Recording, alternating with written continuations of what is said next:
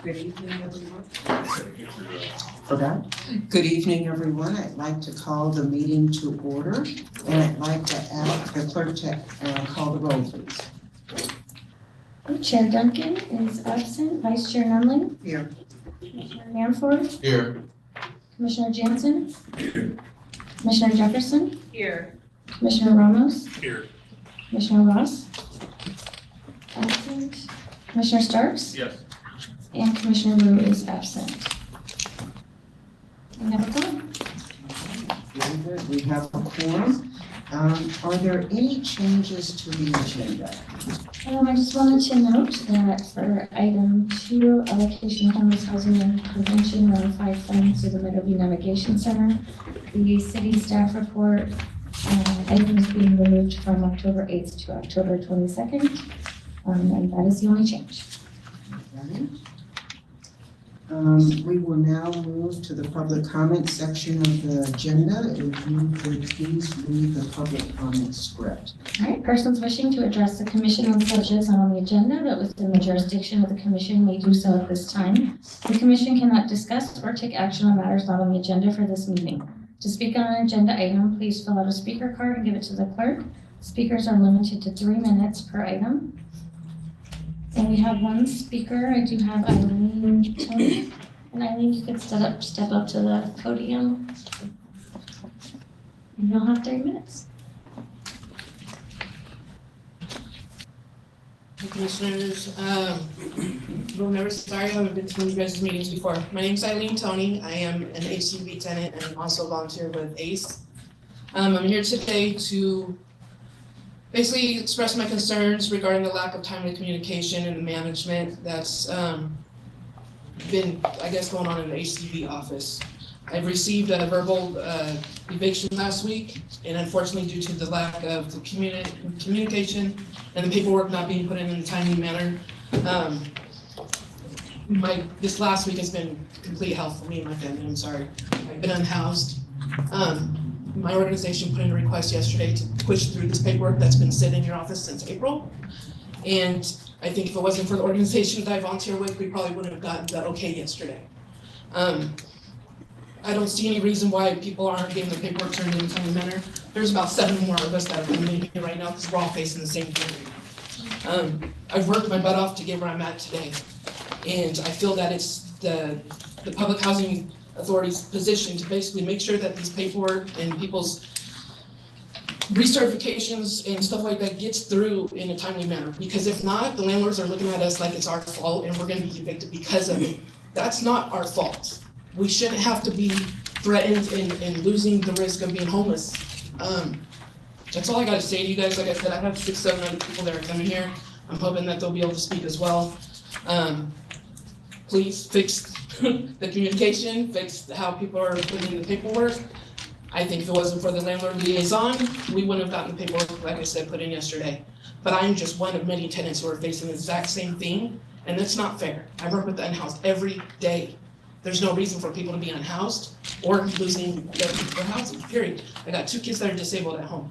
My daughter had a breakdown yesterday at school. I'm gonna have a breakdown again because I still don't know because the paperwork hasn't all the way gone through.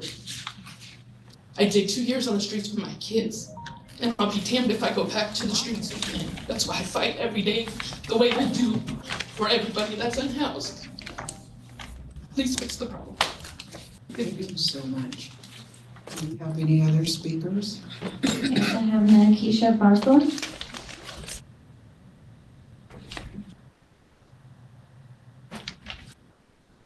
Hello, my name is Keisha Barthel, and I'm also a tenant on the HCV program, voucher program.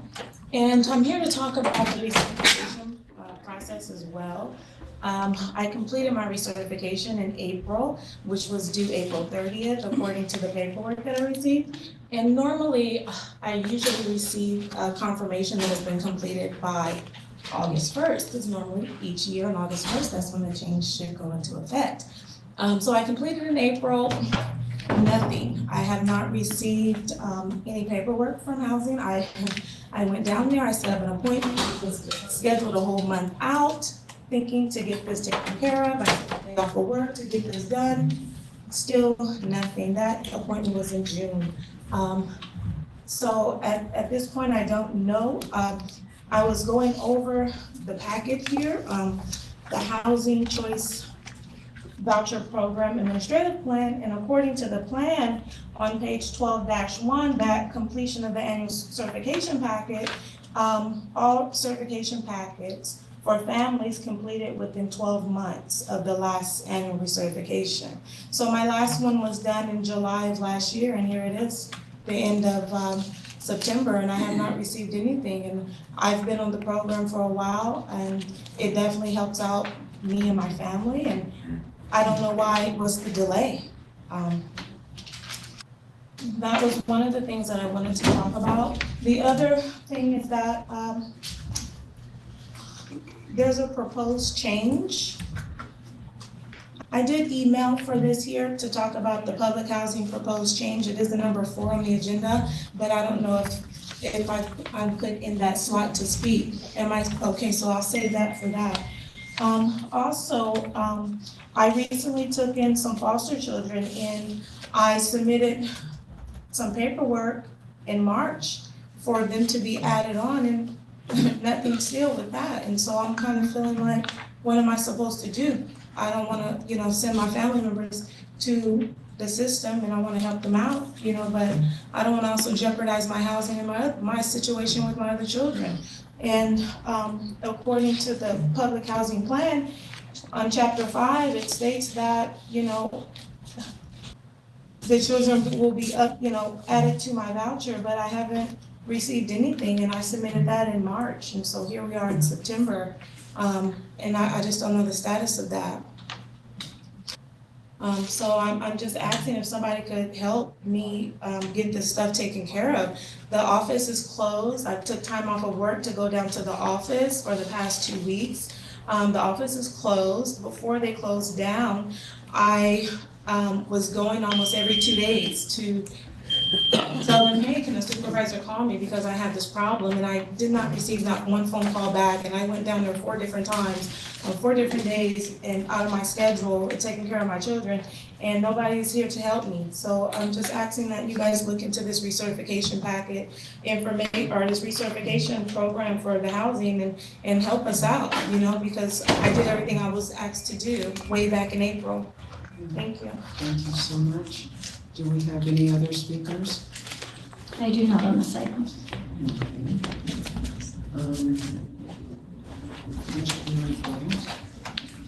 Madam Chair, and I know this is general public comment, so we're limited in what we can say, but first of all, I just want to thank the speakers for coming out today to share their story and raise these issues. And I see that staff is connecting with those who are speaking, but I just wanted to see, do we have any information that staff can share about, we've been hearing about these issues at a larger level, like what is being done to address it? Is there any systemic issue here in terms of the process that can be improved upon? I know the UCB program is, we've talked about where it's at currently, but wanting to make sure we don't lose the folks who are currently on there over paperwork or timing issues. Is there anything that you can provide us in terms of information on and assistance to the folks who are addressing? So, Brad Nakano, General Counsel. So at the moment, we're not at liberty to discuss that as a business item since it's not agendized, but I believe that the show can speak with you after the meeting or separately, and then if appropriate, we can agendize it and message it out. And additionally send out communications. Okay, I would definitely appreciate a follow-up on this, and for any of the folks who first speaker mentioned who might have been trying to get here, just to make sure that if staff could reach out to them or identify how many people might need to help. Thank you. Okay, as we all state, and Brad, our counsel, very eloquently stated, we can't speak on these items. However, one of the things that we can do is at the end of the agenda, we can definitely make it a point to bring it back and have a discussion on these things in a follow-up manner. So I just wanted to make sure that the public is aware. We do hear from everyone, and we do take those comments seriously. They're not ignored. We address them, but we just have to make sure that we're following the appropriate Brown Act rules, that we do them in the proper order. So I thank you very much for the people who commented. If we could now move to the consent items on the agenda, and if the clerk can read the consent item wording.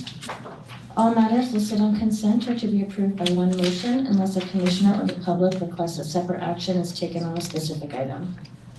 And at this point, I just want to reiterate, item number 2 was pulled, so we're only approving the commission minutes, if I'm not mistaken. I'm sorry, the staff report for the city is just changing dates, but we're still, it's still being approved today. We're just approving the report before it goes to the city. The date it's going to the city is changing. I see. Okay, thank you very much for that clarification. So do I have a motion to approve the consent items? Motion moved. Second. A motion by Commissioner Amanfor and seconded by Commissioner Ramos.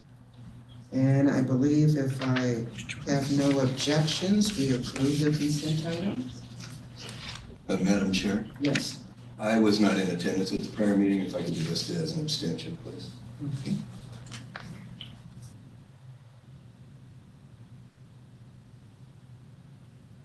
And now we are moving to our public hearings, our business items. And the first one is item number 3, consolidated plan public hearing number 2. If the clerk could read the title of the item. 2025 to 2029 Consolidated Plan Public Hearing Number 2 for Community Input. And there will be a presentation from staff.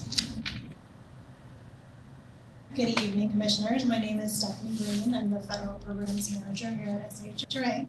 And tonight we'll be holding a public hearing for the 2025 through 2029 Consolidated Plan for federal programs. So that includes Community Development Block Grant, Home Investment Partnerships Program, Emergency Solutions Grant Program, and Housing Opportunities for Persons with AIDS. And this will be for both the City and County of Sacramento. The consolidated plan identifies the goals that will guide the one-year action plans moving forward for federal programs for the next 5 years. Earlier this year, SHRA presented 2 workshops on the consolidated plan and annual action plan processes, one in February and one in May.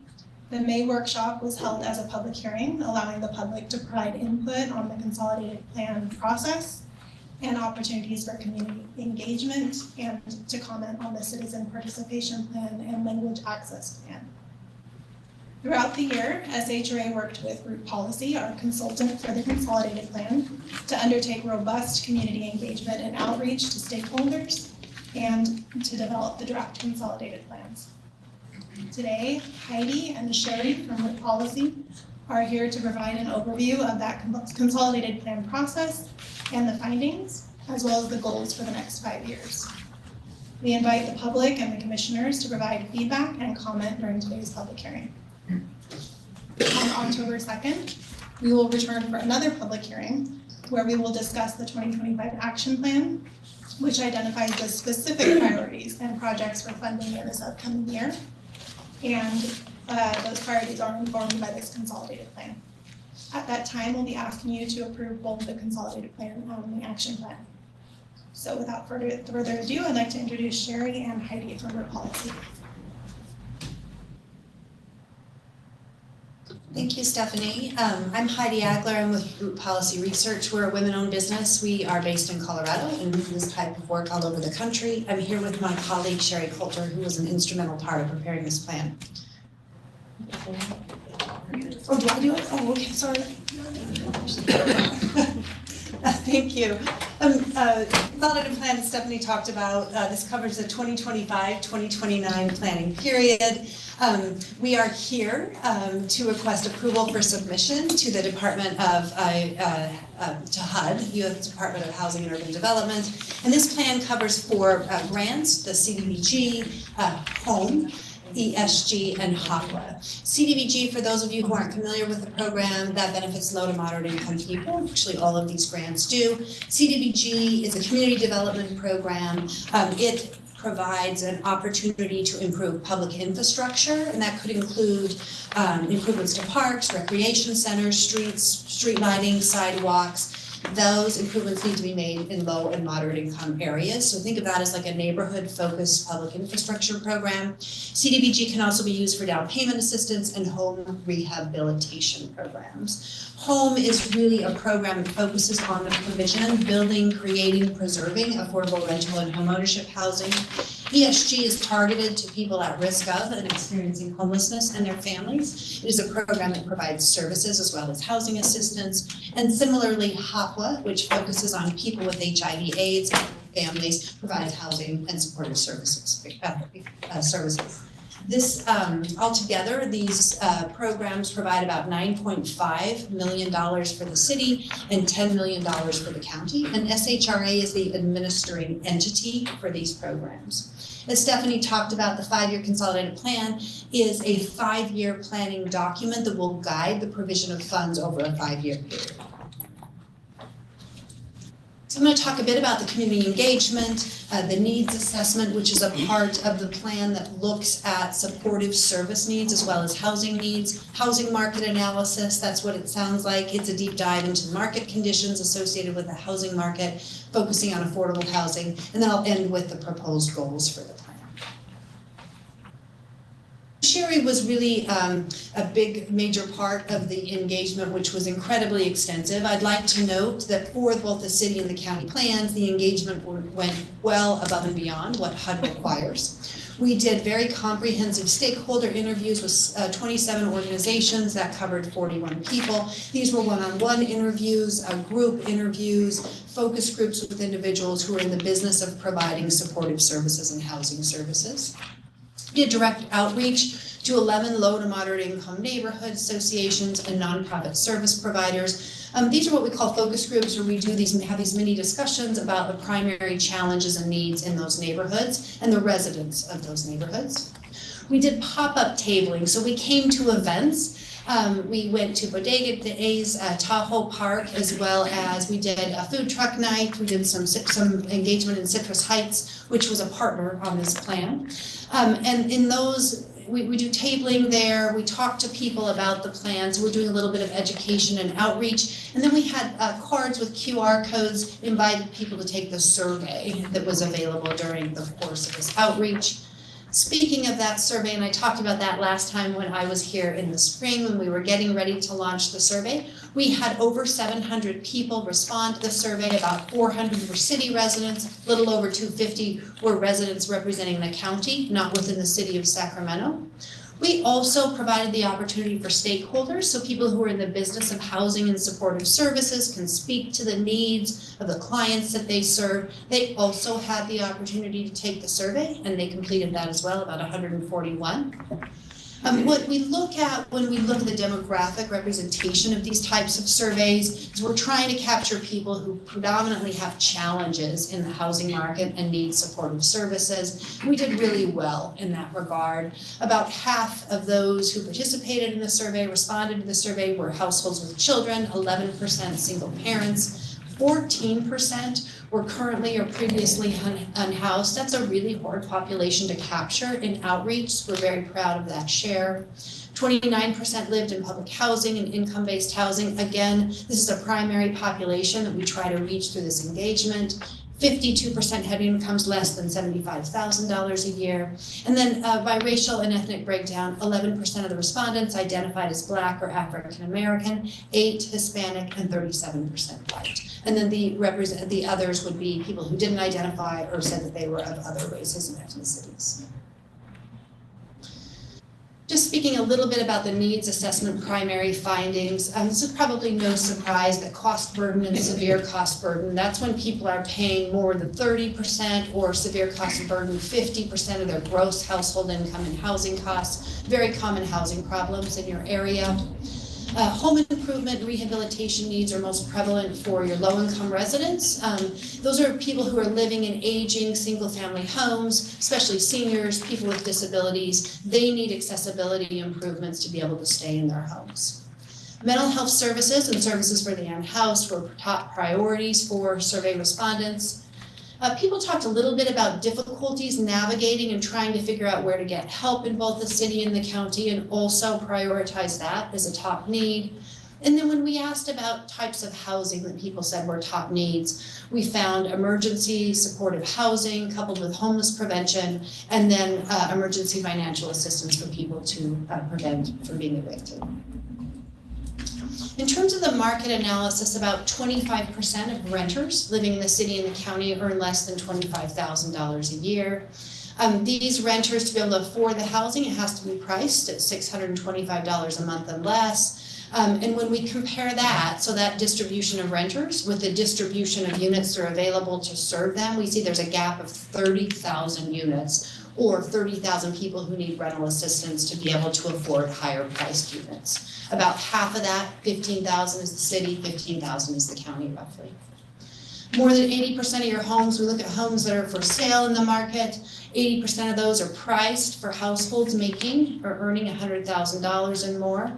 And of those, 50% are priced for households making $150,000. It's really hard if you're out shopping around to buy a home. Infrastructure improvement, vacant lot disposition, environmental remediation, and improved city and county coordination are really needed to be able to support housing and economic development, particularly in low-income neighborhoods. And then last but not least, we did hear a lot about workforce development, digital literacy, financial counseling, and small business startup assistance. Again, other priority needs. So we put all of this information together, all of the outreach that I shared, and there's a lot more in the plan, a lot more detail about the findings of the outreach, the needs assessment, the market analysis. All of this we put together to develop the 5-year goals that we're proposing. And I'll just read those goals briefly before taking questions. The first, goal 1, would be develop, preserve, and finance a continuum of decent, affordable housing, and that would include housing rehabilitation, a top need, as well as facilitate the connection to wraparound services for those who need some supportive services to be stably housed.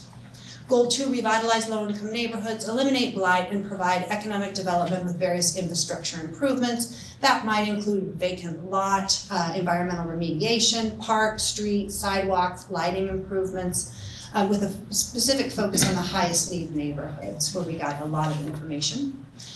Goal 3, provide community and supportive services. HUD calls these public services to low and moderate income residents as well as residents with special needs. And that would include homeless, youth, as well as people who are experiencing domestic violence, people with greater challenges than a typical low-income household. Goal 4, provide equal housing opportunities and coordinate with fair housing advocates to bolster landlord education and outreach.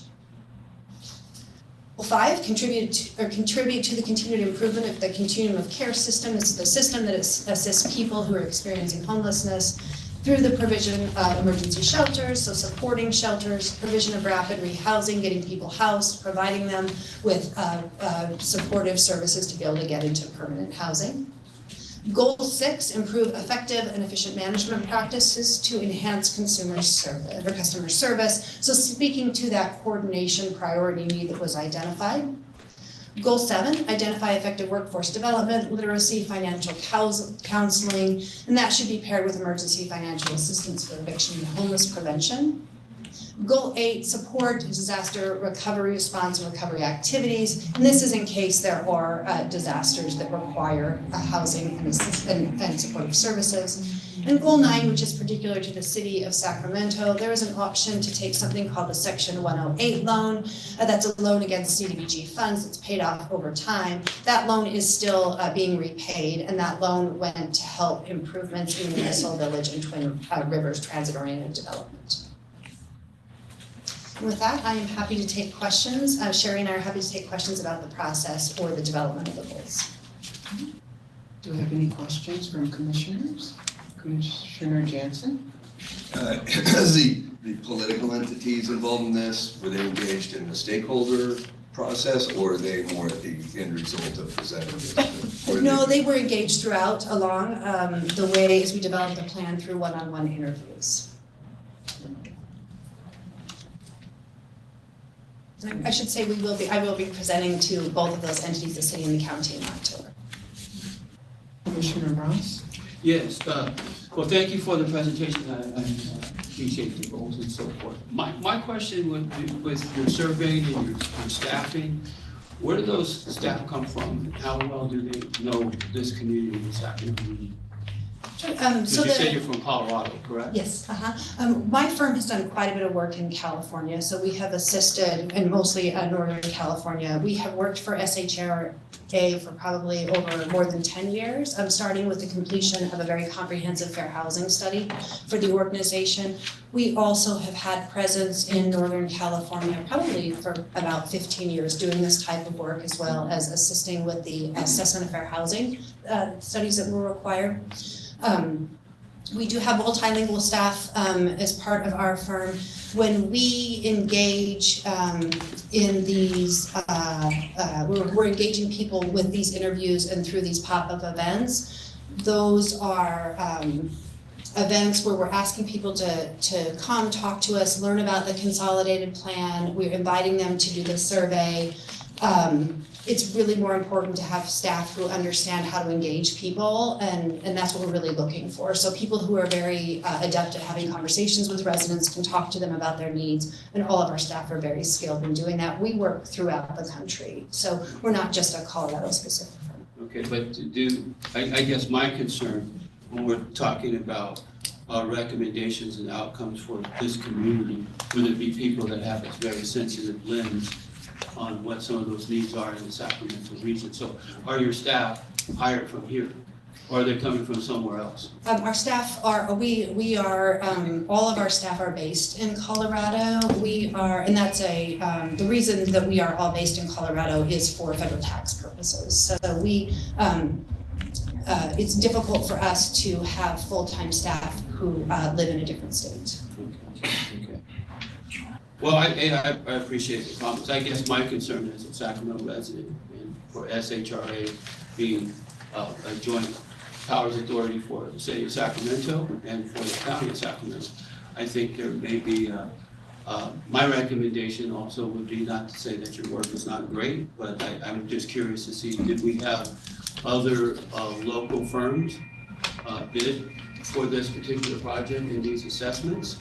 And if not, I'd like to see those be included, because we may see very similar responses, or maybe we may see something different because they know our community well. So I'd like that for the record. Thank you. And I do want to note, I do not believe we have any local Sacramento firms bid, but I also wanted to mention that when we do undertake the action plan for the city and the county, there's the individual year action plans that we do have, input from city and county staff, so that's all done at a local level, and SHRA staff is the one that handles all of that outreach. Okay. Well, I just know there's a lot of firms that do this type of work locally, as far as the community engagement and so forth. So I think a local lens would be, yeah, I think we should take a look at that. We're serving Sacramento. I think we should have a Sacramento firm at least be sought out to bid on the project. I know quite a few firms that do this work. Thank you. I think One other- I'm sorry. I just wanted to add is that they're reporting what the residents of Sacramento are telling them. So this is not a Colorado lens.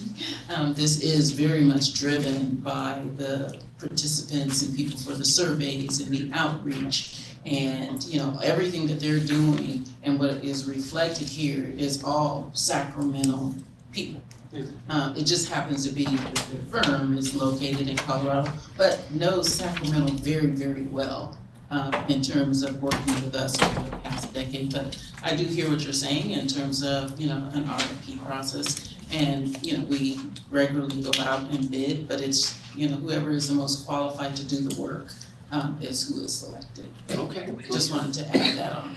I think it's it's Commissioner Jansen, then Commissioner Starks, and then Commissioner Ramos. So Commissioner Jansen? Thank you. I'm a new guy on the panel, so could you briefly articulate, if you have the background on this, what is different in this proposed 5-year plan versus the current one? Was there a difference in trending? What are you seeing from what we're coming out of right now into this plan? And maybe the executive director might have a comment on that as well. Thank you. Sure. I mean, probably the biggest change is in how the market has shifted over the last 5 years. You're not unusual in that we saw a lot of development in the late 90s, early 2000s. When the recession hit, your prices dropped quite a bit. And I think you were pretty hard hit by that, and a lot of households unfortunately experienced foreclosure. The housing market took a bit of time to recover, but has really taken off in the last 5 years. And so what's happened as a result of that is people, incomes have also increased, but for the lowest income segment, their incomes have not kept up with rent increases. So they've been squeezed out, if you will, and many have been displaced. So when we look at the share of households, and we actually have some graphics in the study that look at, the last time we did this study would have been 2019 data compared with current data. When we look at the share of households, renter households earning less than $25,000 a year, that's dropped substantially. So we know that people have been displaced. Some may have had income increases, but typically what we see for that lowest income segment is that they have to move out of a market, or they move in with other household members or friends and family. They may be living in overcrowded conditions to be able to afford rents.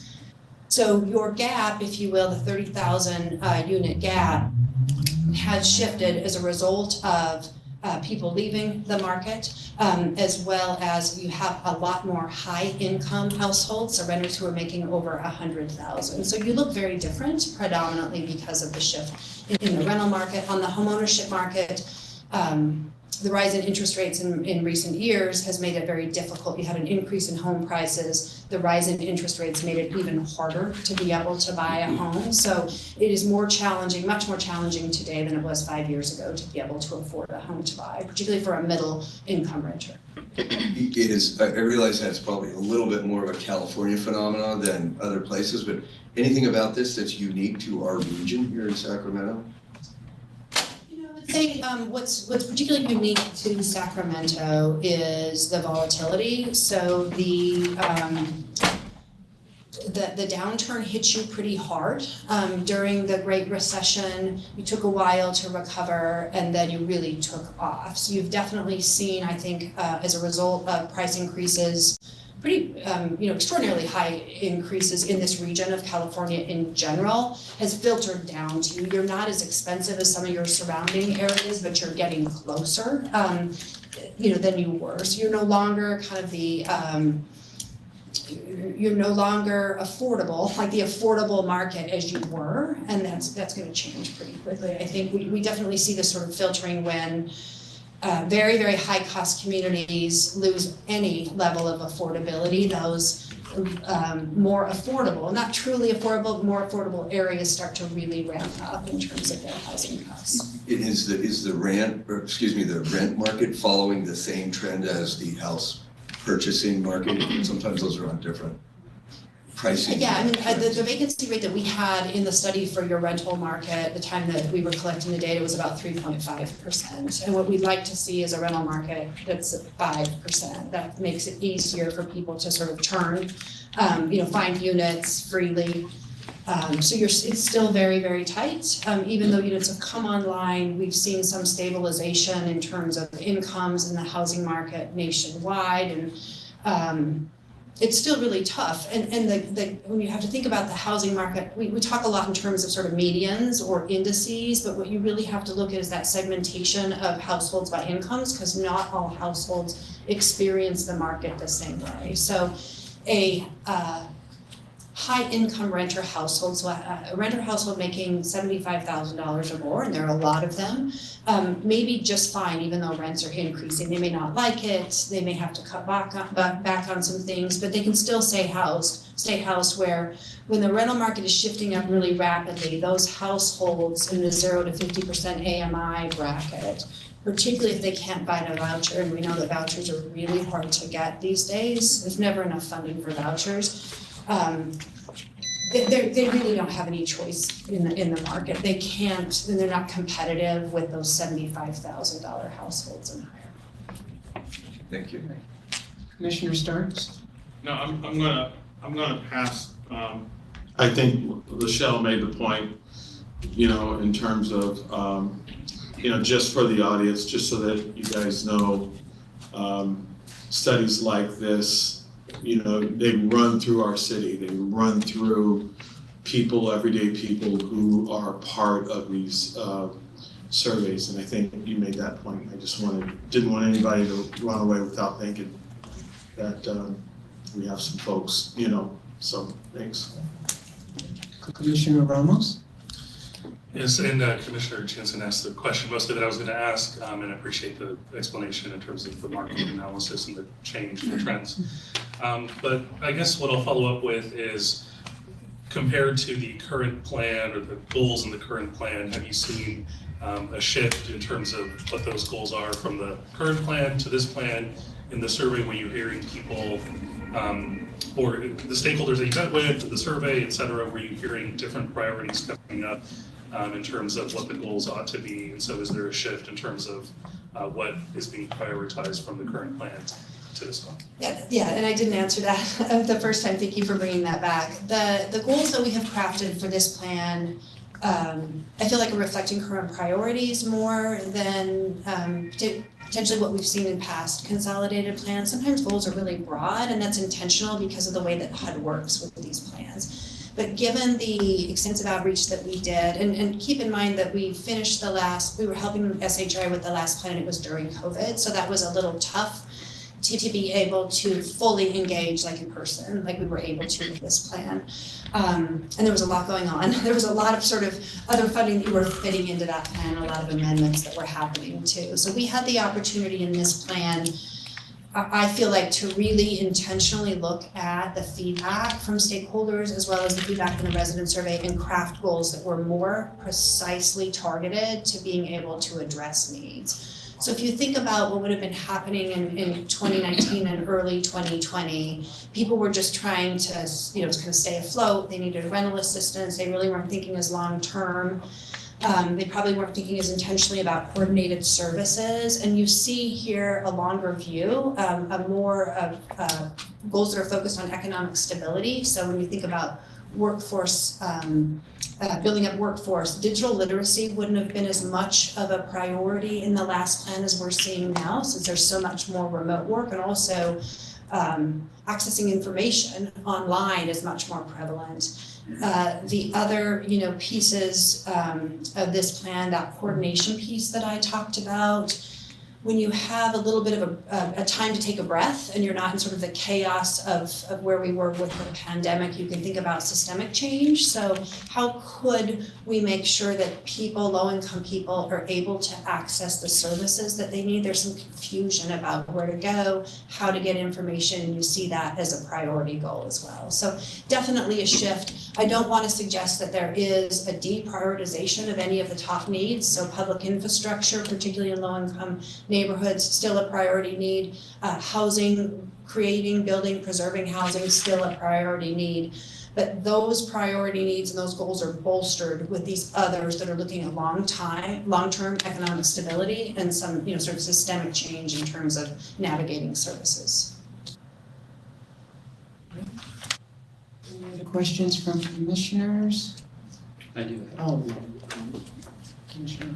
Yes, I didn't say it earlier, but one of the things I want to say, I want to commend SHRA on exploring, continue to explore workforce development. I saw that as goal number 7, financial literacy, and digital literacy, as you just mentioned. I think that's one of the highest priorities, because we can't always control the cost of housing. We can't necessarily build it as fast as we would like. But one of the things that we can do that I believe that can help allow people mobility and stability to be able to because there is a health and a wealth connection, that if we can help individuals get upskilled, learn how to handle their finances better, coaching, those types of things, those are things that are not necessarily easily done, but there's a lot of resources out there to help. I mean, there's Aggie Square, there's all kinds of places that are have requirements, right, that we're hiring locally. I think that's an important thing that I said earlier. I still stick with that because that gets our constituency into upskilled jobs that they may not necessarily be aware of. And awareness is part of the key, right? Sometimes you might have the right attitude, you might have the right aptitude, but unless they have the access, all that could lead to altitude, but we need to expose them to that. So anyway, I want to commend SHRA on that. I know there's discussions, and I brought it up any and every time I can at each board meeting when we have opportunities to make sure that our folks are getting opportunities to work on various projects that we're working on and exposure. So keep up the good work on that, and I think goal 7 should be underlined because maybe one of the only things that we can control. Thank you.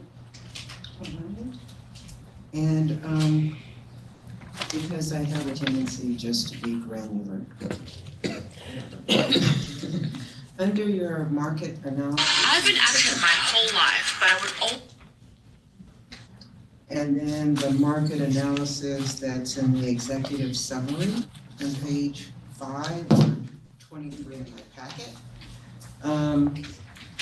On your presentation, it says 1/4 of renters, whereas in the executive summary, it says 1/4 of both city and county residents. Those are two different things. And I wasn't sure, I know. Michelle laughs at me.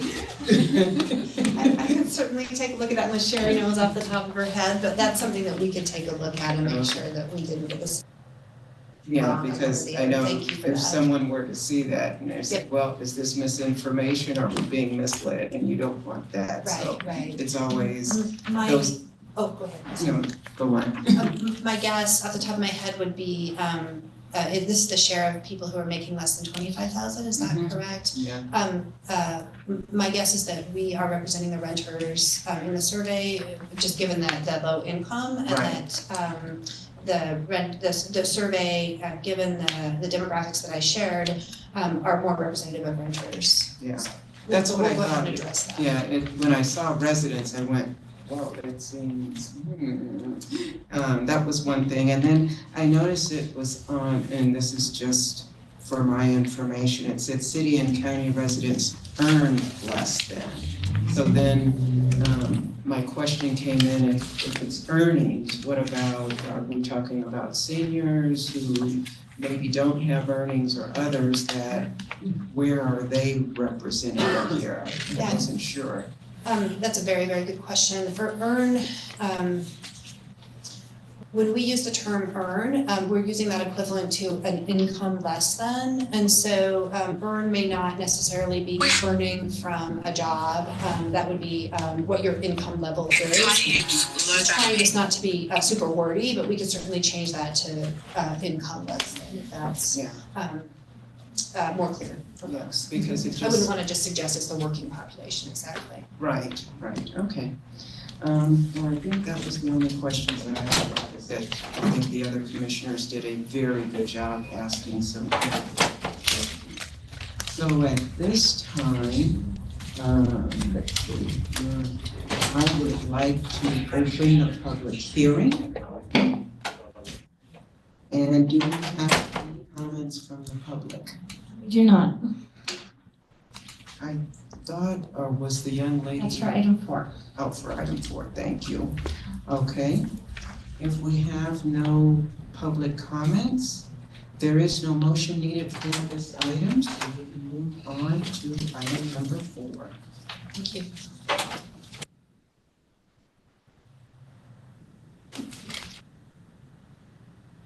And could you read the title of item 4, please?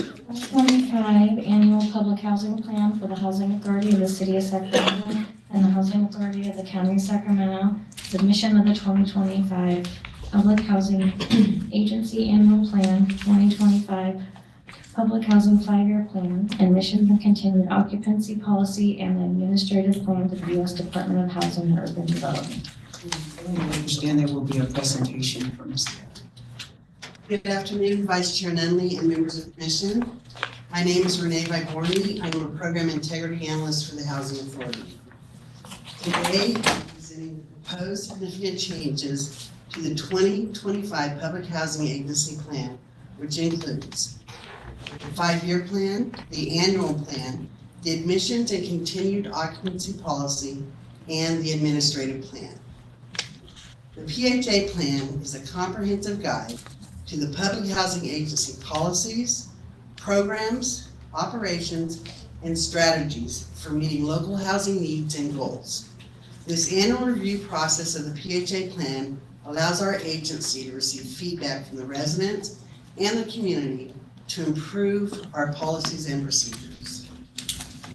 The PHA plan was made available to the public on August 5th, 2024. SHRA staff consulted with the Sacramento Resident Advisory Board and Legal Services of Northern California to review the changes. The Sacramento Resident Advisory Board submitted a letter of support on September 18th, 2024. Shortly before this commission meeting, we received a letter of public comment from Legal Services of Northern California. We will review and draft a response letter for which will be shared with this commission. There are a total of 7 proposed changes to the ACOP and 18 changes to the admin plan. The proposed changes to the 2025 Public Housing ACOP include Chapter 2, Eligibility for Admission. This section is being updated to comply with fair housing regulations regarding criminal charges. Chapter 8, Transfer Policy. This section is being updated to clarify temporary relocation policies and procedures. Chapter 9, Leasing. This section is being updated to clarify the 48-hour notice and the 4-hour window range and its limitations. Chapter 13, Complaints, Grievances, and Appeals. This section is being updated to clarify resident hearing rights. Chapter 17, VAWA. This section is being updated to include technological and economic abuse to the VAWA definitions. Chapter 23, Language Access Plan. The LAP has been updated with current data. And the glossary, we've added the HUD definition of temporary displacement to the glossary. So I'm going to ask my colleague, Maria Abdallas, to come out and she's going to present the changes to the administrative plan. Thank you. Good evening, Vice Chair Nunley and members of the Commission. My name is Maria Abdallas, and I'm a Program Integrity Analyst with the Housing Choice Voucher Program. The Housing Choice Voucher Administrative Plan provides a comprehensive guide for the Housing Authority's policies, operations, and strategies for meeting local housing needs and goals consistent with the Housing Authority's overall goal to improve operating efficiencies and service to the residents. There are 18 significant changes proposed to the 2025 Housing Choice Voucher Administrative Plan to comply with regulation changes, improve efficiency, and update data in the Language Access Plan. At the next commission meeting, we will respond to the public comments received from Legal Services in regards to our Housing Choice Voucher Plan and any public comments received today. We thank you for your time.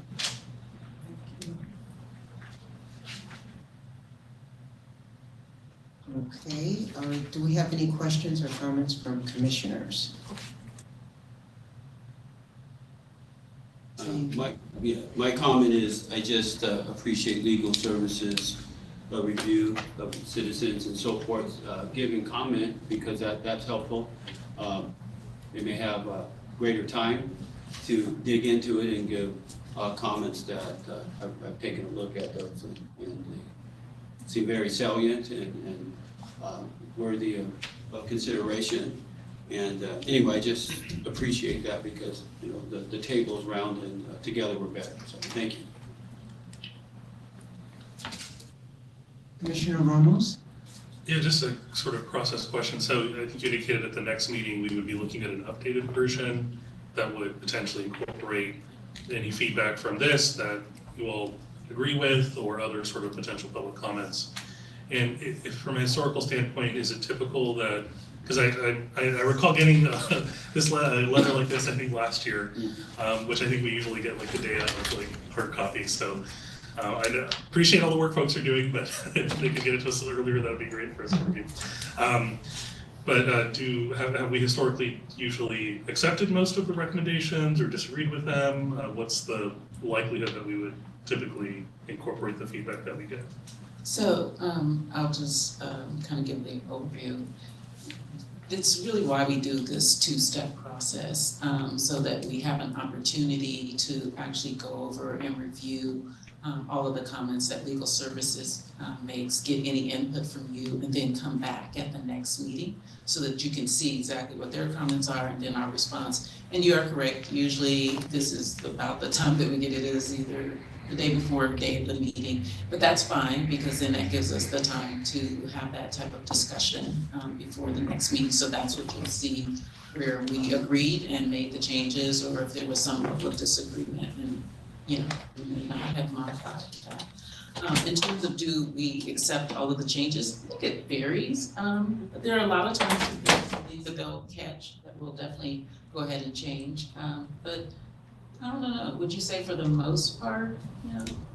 I'd say it's a good chunk, but we do have an interactive process to meet with them prior to this meeting. Yes, and there was a meeting before this with Legal Services of Northern California before we received this, and that occurred About 3 weeks ago, and then we do a follow-up. So some of their recommendations, they withdraw after speaking to us. So that's kind of how the process works. Thank you, appreciate that. If there are no other questions from commissioners, I will open the public hearing. And do we have any public comments? Yes, first I have Melanie Olson.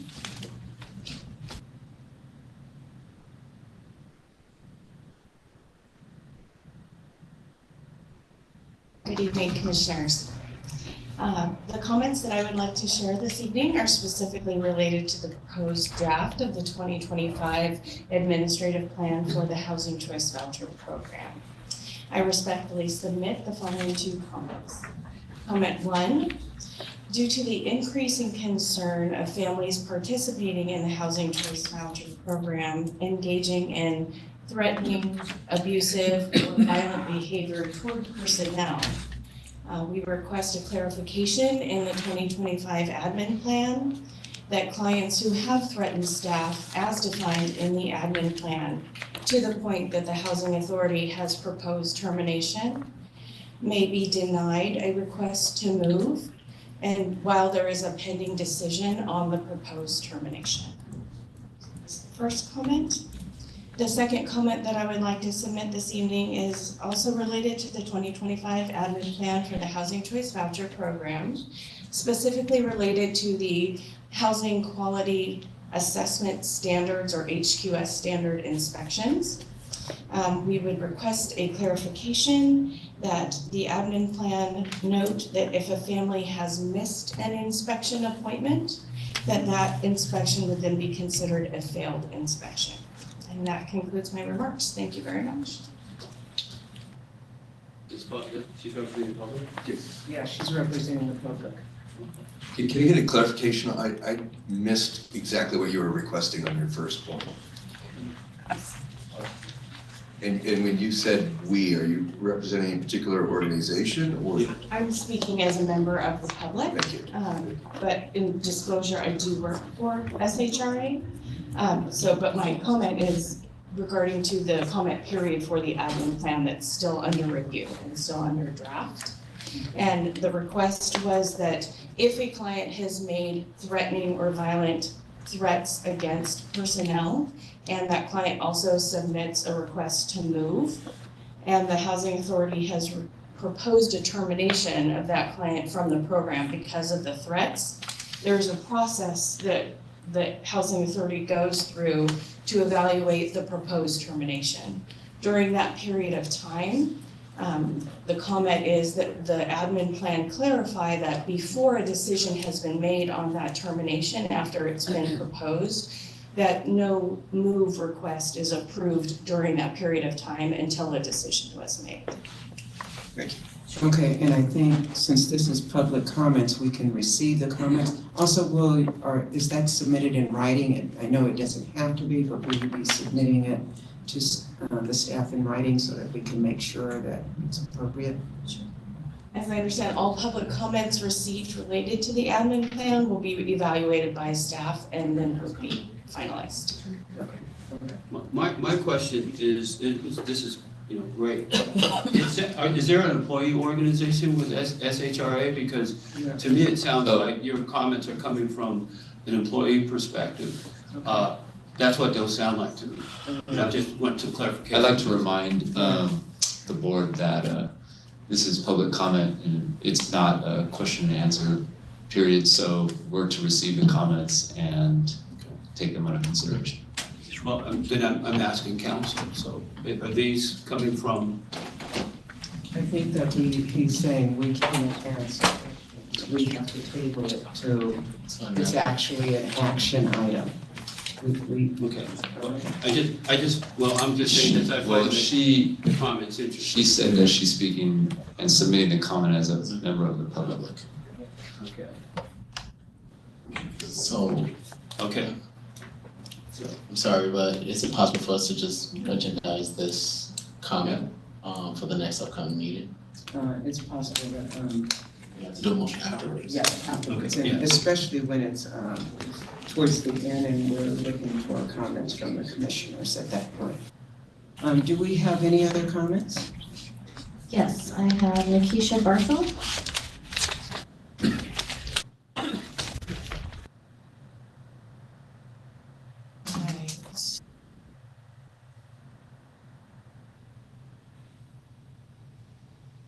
Okay, so my name is Nikisha Barthel again, and I just wanted to make a couple comments on a few proposed changes.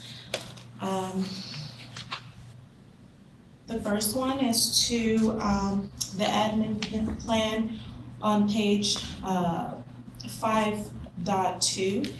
And it's regarding, it's chapter 5, and it's regarding adding additional members to the household. And in there, it talks about the only exception to adding someone to the household prior to approval is by birth. But I would ask and see if it's possible also by court order, and that's because court order happens and you don't know when the court order is going to happen. And so I would like to see if there's an exception to that as well, for court ordered children for custody as well as for like foster children. Also, I wanted to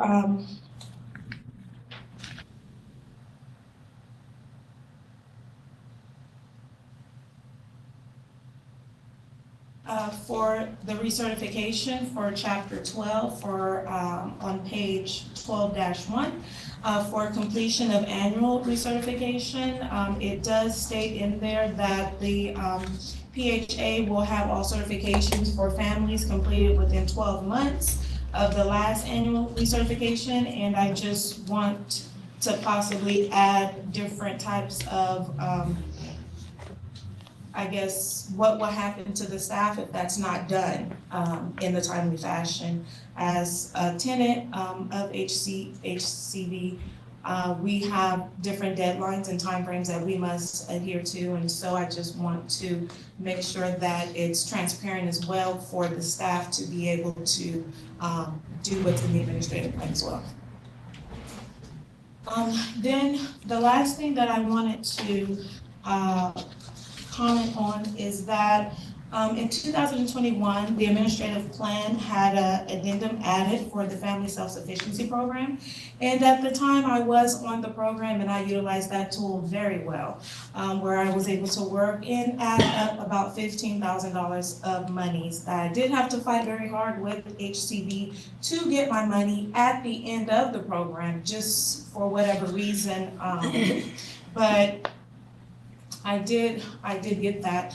And it was during COVID time that I got it. Of course, a lot of people was going through different things like myself, and I lost my job at the end of the program, and but I was still able to get that money after kind of challenging and going through a lot of different things. But this addendum was put out in 2021 for the administrative plan, and I don't think there was an option for public comment.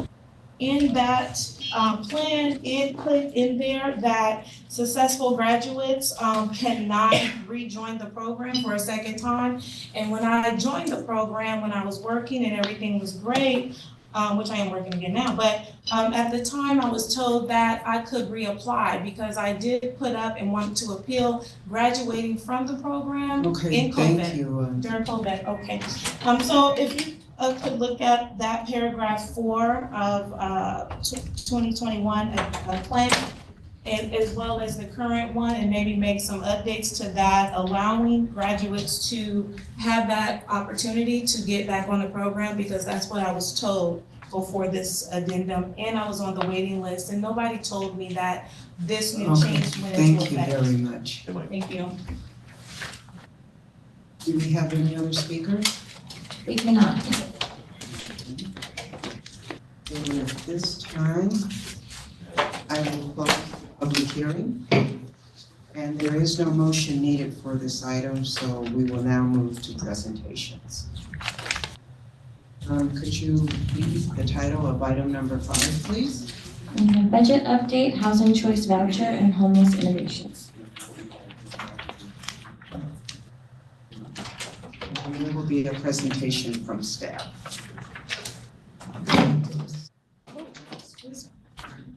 I got to review the title.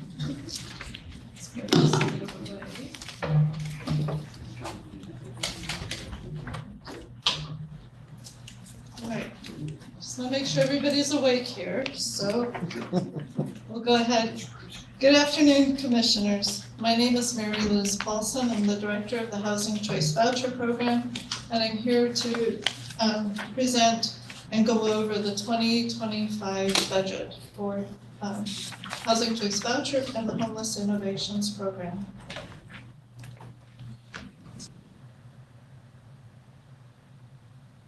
Can you advance it, please?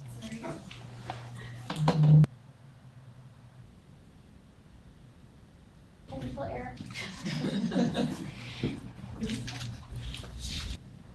So today we're going to talk about the Housing Choice Voucher Program. We have some new commissioners, so we will go over the program so that everybody knows and has a chance to understand how the program works. We'll also talk about the Homeless Innovations Program. Remember last year we talked about merging the HCV and Homeless Innovations Program. This year we're not going to talk about how the voucher is related to those, but we will talk about the non-voucher parts of homeless innovations, including the shelter and the emergency rental assistance program.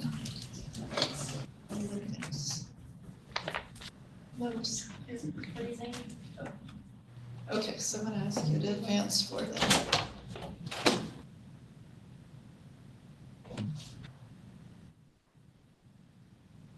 Okay, you can go to the third slide.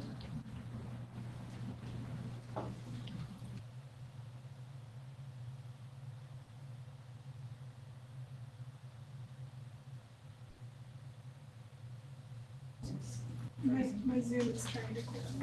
Oh. Let me try it.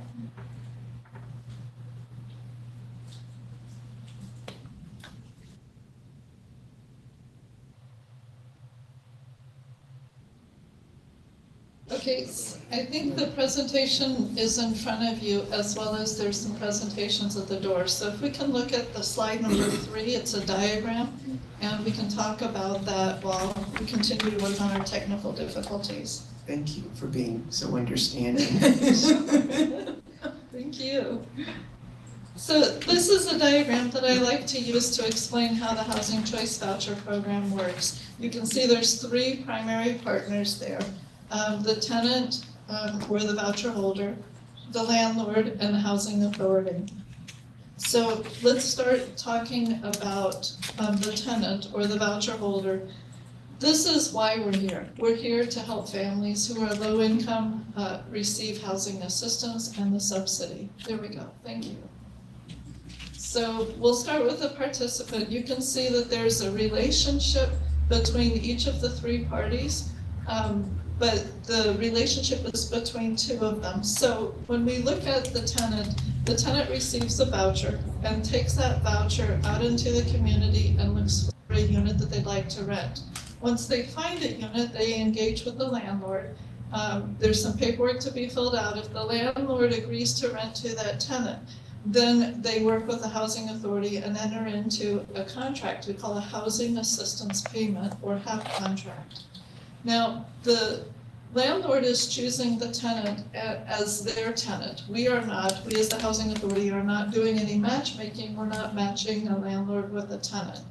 Any rules that the landlord has for any of the tenants, they apply to the same for the voucher holder. It's the same lease, the same background check, the same security deposit, and so on. So when the tenant moves in, then through the HAP contract, we start to become involved in that relationship. We do an inspection, and we work with the landlord. We do landlord orientations for new landlords so that they can understand how the program works, what their responsibilities are, what the family's responsibilities as a voucher holder is, and so on.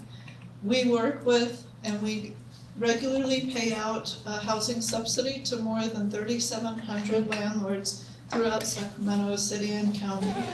We pay out every month between $16 and $18 million. So we annually have 2 landlord workshops, 2 webinars.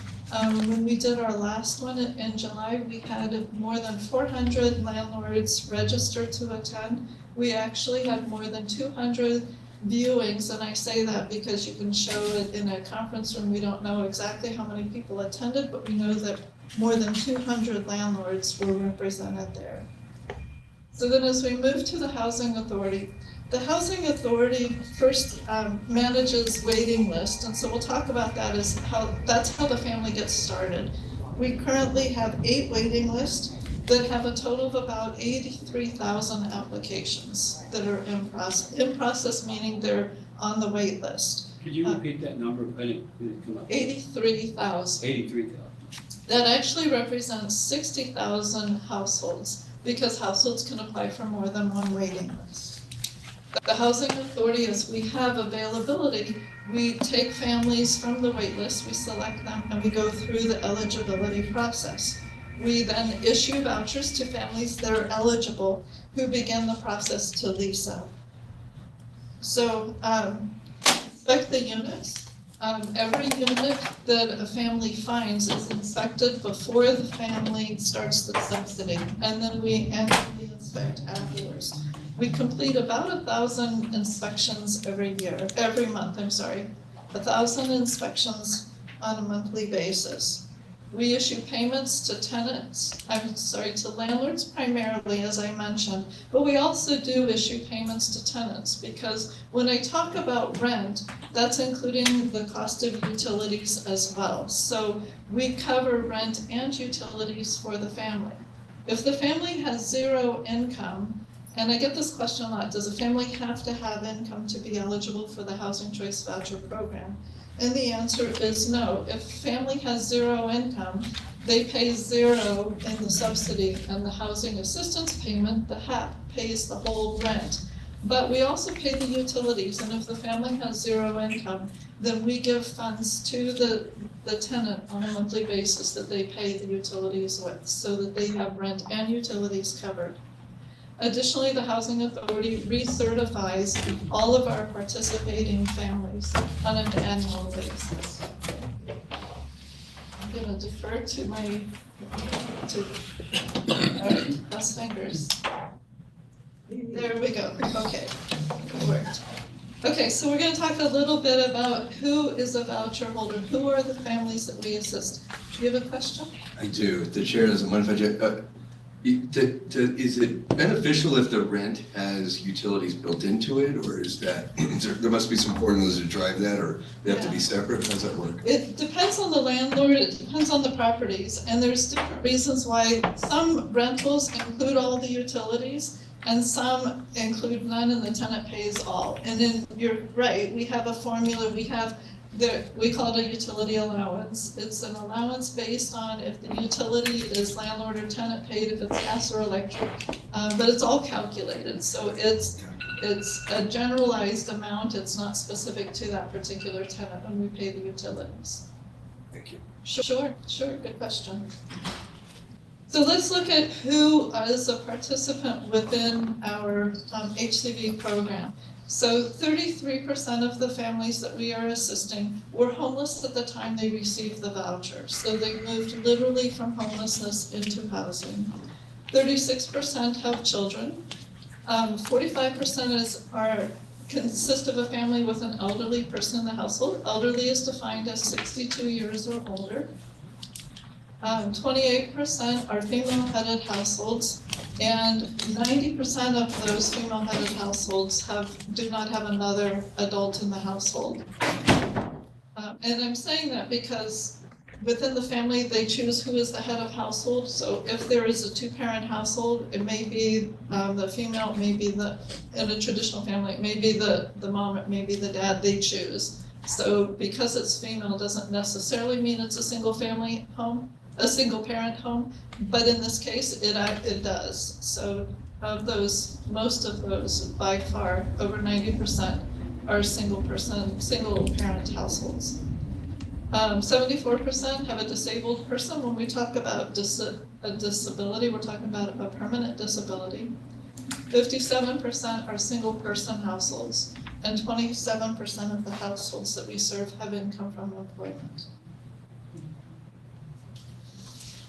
So let's look at the different types of assistance that we have. I've been talking about tenant-based vouchers, but we actually have two programs that's funded out of the same funds, but we talk about a voucher being tenant-based or project-based.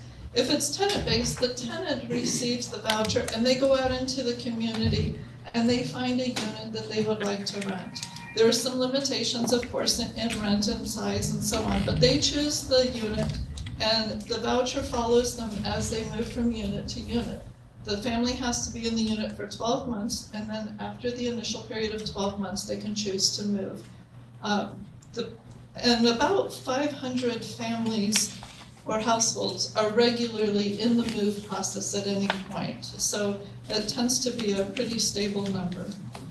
For project-based vouchers, that's a site where we have made a commitment to the owner. Typically, it's a private landlord owns the property. We make a commitment to keep that unit occupied. As the family moves out, they leave the assistants behind. And so we backfill behind them, but we enter into a contract for 20 years. So it's an ongoing commitment to keeping that unit affordable and occupied. So it's really important to know that project-based vouchers are permanent affordable housing stock. The tenant-based voucher and the ability to lease up depends on market conditions and units available, but the project-based vouchers represent an asset in the community. Good question. So would the project-based typically be multi-unit dwellings or single homes? Why would a landlord go with that option? So typically we have more that are multifamily, not necessarily exclusively. It can be a individual home. But what happens is we issue project-based vouchers on a competitive process. We do a request for proposals. And most of our project-based vouchers, and especially for the last several years and looking forward, are really targeting homeless families. So typically it's not something that an individual homeowner would do. And when that happens, it happens more when we have like public housing. where we have single-family homes, but it's one owner and we're converting from public housing. Okay. So. Awesome. I just want to say, can we just hold questions until after the presentation? Thank you. Sure. So within our project-based vouchers, we have about over 3,000 project-based vouchers, and of that 3,000, over 2,000 are dedicated to homeless families. So we work with coordinated access, and so referrals come from Sacramento Steps Forward through the coordinated access system to fill those units. We also have, within the voucher program, we have different programs that we are supporting as well. It used to be that there was one voucher program and one pot of funding, and everything was managed out of there. Recently, HUD has come up with these smaller programs. Some have separate funding, all have to be accounted for separately. So our VASH program, I think you've heard talk in the past about, is with our Veterans Affairs and Supportive Housing. So we support homeless veterans in providing assistance here. Some of these are tenant-based vouchers and some are project-based vouchers as well. We have 874 vouchers in this program. The emergency housing voucher is a program that we received fairly recently, and the focus was to receive referrals from the Sacramento Steps Forward through their coordinated access program. So we were referring folks who were in this community, typically living on the street, into housing. We received 494 vouchers and they're all utilized. We have talked about our foster youth initiative. This is for youth aged 18 to 24 who are aging out of the foster youth program and homeless or imminently homeless, and so we can provide assistance to them. Mainstream is for non-elderly disabled households, and Shelter Plus Care is not really a voucher program, but it's a program that we manage through the coordinated or the continuum of care, and this is matching shelter plus supportive services to keep the most vulnerable, the most fragile in our community housed with the provision of supportive services. But next we're going to talk about funding. So let me talk a little bit about the time frame for funding. So you all are hearing, because we're in September, the federal fiscal year starts October 1st and September 30th. So Congress has to approve a budget by September 30th or approve a continuing resolution which keeps everything at status quo, or the government shuts down, and you're hearing all of that right now. So the Congress is supposed to pass a budget by October 1st that begins the federal fiscal year. Once they approve a budget, HUD is a line item within that budget. Once they approve the budget, HUD has 60 days to tell housing authorities what their increment, what their allocation is. During this last year, Congress approved the budget on March 9th. We received the allocation amount that we would receive on May 8th. And May 8th, we're more than halfway through the federal fiscal year before we actually know what funds are available. So this year we are entering in, we are well into the year, and we're well into shortfall. And we had a workshop talking about shortfall a few months ago, but what that means is the funds that we are receiving from HUD are not sufficient to cover all of the subsidies that we anticipate paying for throughout the year. And this actually follows the earlier presentation where we were talking about the increase in rent. And you were asking a question and made a comment about this being a California situation. This is not a California situation in this case. Nationally, we are seeing lots of rents going up, and so there's about 3,600 housing authorities in the nation, and a third of them, more than a third of them, are in shortfall. So this is very unusual, and so HUD is working to help housing authorities cover that shortfall, that gap. And so we've been meeting with the shortfall prevention team, with the HUD team since February, and they asked that we immediately put into place some of these ways to reduce the amount of housing assistance or subsidy that we are paying out. So we immediately suspended or stopped the issuance of vouchers with a couple of exceptions. And those exceptions are the VASH program that we just talked about, Shelter Plus Care, and the Foster Youth Initiative. So except for those three programs, we are not issuing vouchers right now. Stop absorbing vouchers from other jurisdictions. So families, once they have a voucher, and I said they can go out into the community and find a unit, they can go out into the community really outside of our jurisdiction, and they carry a Sacramento voucher with them. So then the housing authority that they go to can absorb that into their own or bill. So we are not accepting vouchers from other areas. They can still come, but we're charging back the housing authority that they came from. And then implement other cost-saving measures, and we've been talking about some of those, for example, in the past, like reducing the number of moves and so on. We're not issuing requests for proposals. This was following your question about project-based vouchers, so we are not adding project-based vouchers to those that we are currently having available. Now, we have made commitments, and Christine's group has come up and talked about some of the new construction or new projects that have project-based vouchers associated with that. So anything that's in the pipeline, anything that we've made a commitment to already, we will honor, we will continue with, but we're not opening the pipeline to accept new voucher requests at this point. So we expect the shortfall to go through the end of 2024 and into 2025.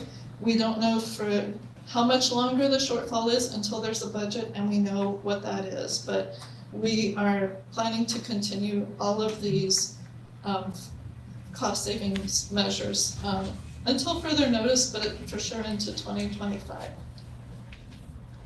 So HUD looks at each housing authority and each Section 8 program and reviews the program based on 14 different indicators. And they're listed here. Everything from how we manage the wait list, how we calculate the utility allowance, and so on. Everything there is identified, and based on how we are scored on each of those, we accrue points. There's 145 points available, and you're rated based on the percentage of points that you have. 90% to 100% is considered a high performer. And then there's a standard performer that is from 60 to 89, and under that is considered troubled. So we are very pleased to say that we have been most recently scored as a high performer status. This is a really big deal for housing choice voucher programs. Typically, it's very hard to be a high performer as if you're a large housing authority because just the volume of work that you are processing. Everything has to be calculated correctly, and it's audited, and some of that information is reviewed by HUD immediately. And so this was a really big deal. So we are currently a high performer and very proud of that. So as we look at other accomplishments of the Housing Choice Voucher Program, they're listed here. So we continue to add project-based voucher units. We're leasing them up as there's turnover. We're continuing to lease up families in the voucher program, both the tenant-based and the project-based. We have made changes to our technology to make it more accessible, more available, and faster for applicants in this case.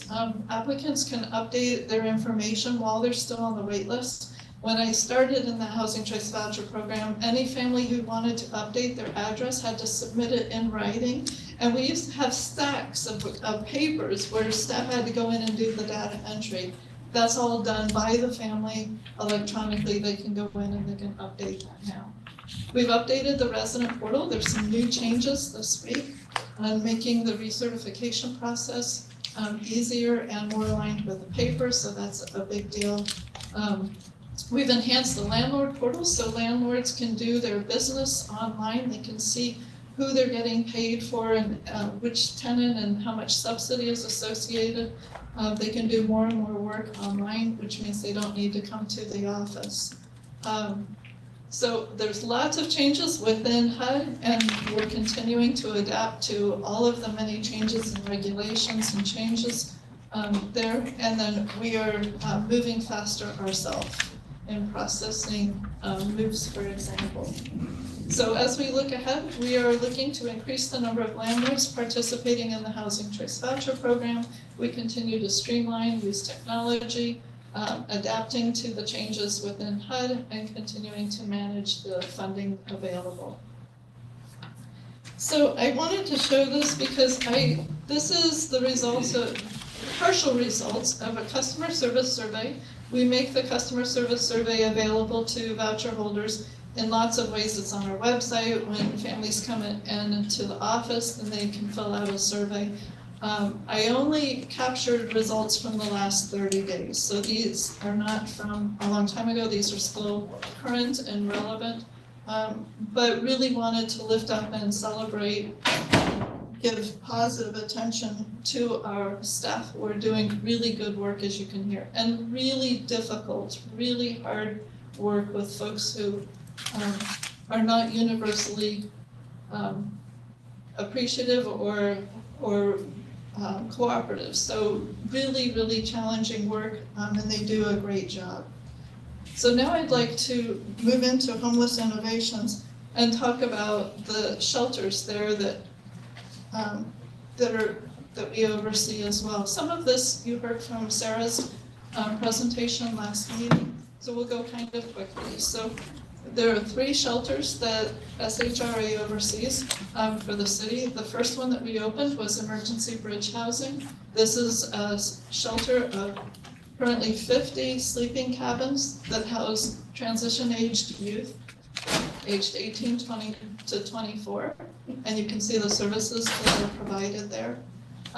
We have provided housing assistance shelter to 554 guests, and we have moved 371 of those guests into housing.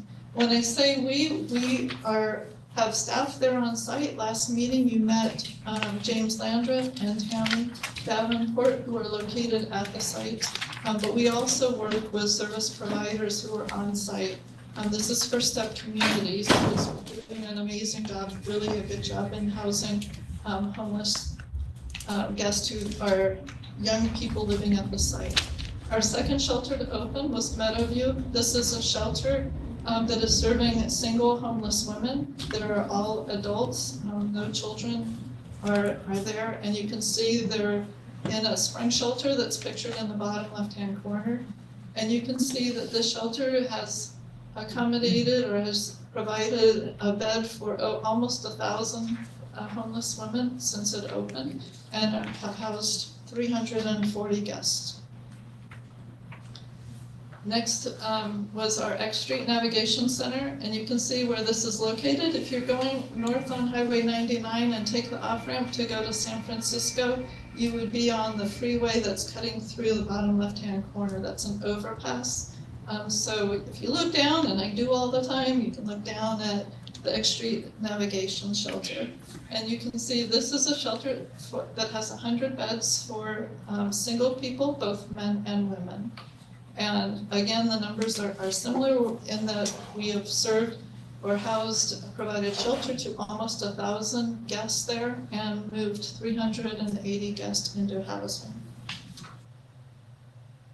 Here's some information about some of our X Street guests that are representative of other folks and the other shelters that we're seeing as far as folks are homeless more than one time before they move into housing. We're seeing that that's typical, and I know that Sarah addressed that last meeting.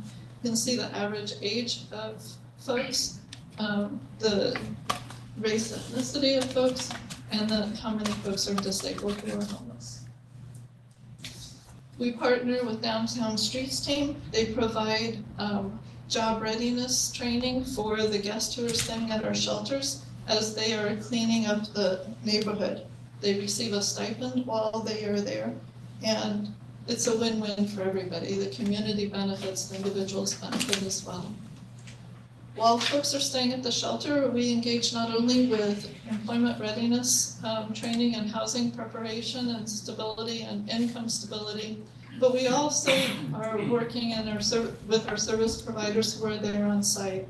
Volunteers of America works both at Meadowview and the X Street Shelter. And there are arts opportunities and gardening opportunities, and that's pictured here. Next, we'll talk about the SHRA program, the Emergency Rental Assistance Program. And you'll remember this was a program where we received funds during COVID to help families who lost their income, lost their employment, retain their housing. This was a homeless prevention program. So the focus was not serving homeless, but serving people who were housed, who were at risk of losing their housing. So we received over $200 million, but 184 of that is available, and that's what we have dispersed to families who are in need. We have less than $1 million remaining. The average disbursement, you'll see, is just over $11,000. You can see the number of applications we received, and we have assisted over 16,000 households since we received the funds in 2021 to current. And I wanted to specifically call out, this is really a team effort. This is a lot of work. A lot of families have benefited. And it's not any one or even two or three or four or five people that are doing it, but it's really a team. So I have some folks with me that I'd like to introduce.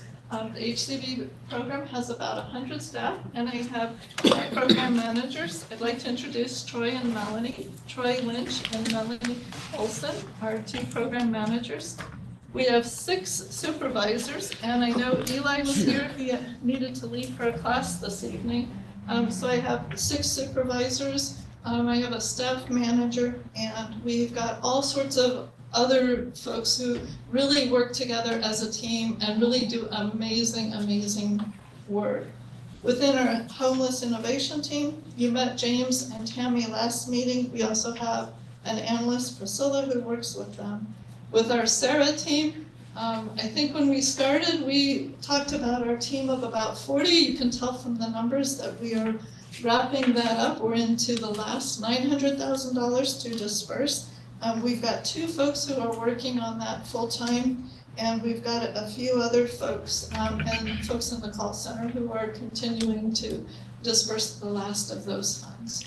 So that completes my presentation, and I'm available for any questions. Okay, I just want to say thank you. I know that was challenging to go through all of that and a lot of information, and especially if someone has never seen it before. It's amazing, and it's amazing what you and your staff are doing. We thank you very much for that hard work. I'd like to open it up now for any commissioners. I'll take Commissioner Ramos first. Thank you, and yeah, thank you for that great presentation, a lot of information, and lots of process. I just had a few questions. I think you said for the project-based vouchers that it's typically a 20-year contract. So is it typical that those get renewed and that the project-based voucher money remains with that unit? Is that pretty typical? So it's considered essentially permanent in practice? So we've only had one site at this point that we've had for more than 20 years, and they have renewed. And so yes, at the end of the 20 years or during that time period, then it can be renewed. And at this point, I would expect that that would happen more often. So there isn't any real risk that the term might come to an end and the folks who've been living there might be displaced because of it. It's pretty stable. So if that were to happen, there's other programs that are similar to project-based, and the landlords can choose to opt out. If that happens, then we would apply for what's called tenant protection vouchers, so that the families who are there with the benefit of the subsidy continue to have that subsidy, or that rental assistance continue on beyond. So. And then, so with the emergency rental assistance, why has it taken so long to get those last ones dispersed? Because I think the program application and all that, it feels like, I think it was like at least a year or two ago when it may have closed, right? So is there any reason that it's taken that long for it to be kind of wrapped up? So to be clear, it was the wait list that closed. And it was the wait list that closed because we had received so many applications. If you remember that slideshow, there were still, I think, 6,000 applications that were pending. We had more applications we were receiving than what we could assist. So we closed the wait list, but we've continued to disperse the funds. And so we've been working with the court system. So if a family is under eviction, then that's our priority. And so we have continued to pull that out, draw that out intentionally, because we're really trying to provide assistance to folks to prevent them from being homeless.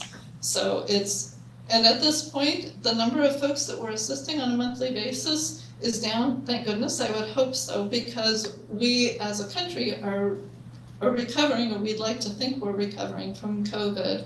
And so we're not seeing nearly the same level of need, but we are still seeing families who are undergoing eviction proceedings and they're referred to the SHRA program. So we continue to disperse every week and we're continuing to assist families. So to be clear, the funds are going, or at least being prioritized for folks who are experiencing that uncertainty about whether they might lose their housing now. This isn't going to sort of backfill what rent that might not have been paid during the COVID period. No. So it all has to do with keeping people housed who are facing it right now. We're providing the assistance in real time to keep people from being evicted right now today. So we're not paying on retro rent at all. So going back, it's all been current. Okay. And then the last question with the, I think it was maybe the X Street Navigation Center. So, and I recall we had a longer presentation on this one not too long ago, but so on the downtown streets team, so is that kind of an employment opportunity to get foot in the door for like building an employment sort of history that then, does that often translate into those folks getting jobs coming after that? And is there sort of a sense of a success rate around that, or? Yeah. Yeah. So that's the goal. So there are folks, when I showed how many folks who are homeless, for example, who are disabled, there's a fair number of folks who employment is not an option. There is another group of folks where employment is an option. And so moving from homelessness just to get housed in a shelter is a big, big step. So we're trying to take advantage of having, frankly, a captive audience and helping them develop those habits that translate into employment, like getting up every day, like reporting to an employer in a regular, reliable way. So those are transferable. We are seeing people that are moving into employment, some within downtown streets team. They're hiring folks who are coming through the shelters and starting off to be team leads, for example, and to work there. How many of those translate into outside employment? I don't know. Sarah, do you? I don't have an exact. So we don't have that information as to how many use that for a springboard. That's the intent, and we know anecdotally that it happens, but I don't have numbers for you. Okay. Thanks again for all the information. Sure. Commissioner. Yes, I think in your presentation you stated that there are 37,000 people currently on housing choice voucher. Is that correct, or 3,700? So, landlords. There are 3,700 participating landlords who receive a subsidy on behalf of the families. 3,700. 3,700. Okay. And you do your inspection for these houses. I believe you stated 1,000 inspections per month. Right. So I think so. The numbers don't quite work, right? Yeah. Because I'm not telling you, I haven't said how many actual voucher holders, how many families received the Section 8. Correct. So we have about 13,000 families that are in various aspects. As I said, folks are moving. We've got folks who have vouchers who are leasing up. So we are paying subsidy to over 12,000 families, about 12,500 every month. So that 3,700 landlords are housing about 12,500 families, households. And would you might not even know that answer right now, but would you happen to know how many voucher holders are percentage-wise? How many voucher holders are the elderly or senior citizens? Because they are the most vulnerable population. So that was on the slide. If you have the handout, you may be able to find it. I saw it just stated elderly. people who live with elderly. not necessarily the percentage of those who were voucher holders that were elderly. So the number is how many households have an elderly person in the household. So it may be a household of one, or it may be a household of 5. But if you're asking how many are just of an elderly, I can get back to you. But in the past, it's been about a third, I want to say, that are just, let me get back with you with that an exact number. I can follow up. Thank you. Any other questions from Commissioner Jansen? Too shocking. A high percentage of that same slide, high percentage of the participants are disabled. I was a little surprised by that. Right. Mental, physical, can you elaborate just a little bit on what that is? Are they typically permanent? And is there other monies related to the disability that track along with this for helping them with their living expenses or other costs? So we give a preference for elderly or disabled, and so that means that they are prioritized. When we talk about disabled, those are permanent disabilities. Many of the families will receive Social Security, but Social Security on its own is not going to pay rent. That's why the subsidy is important and is relevant. When we talk about families moving from homelessness into housing, they often don't have Social Security or a source of income, and that's something in the shelters that we're helping establish income, and when folks move into housing, then they are able then to establish income if they don't have it. So that's really a benefit. As far as who is working with them, there's all sorts of community service organizations that work with them to get that income started.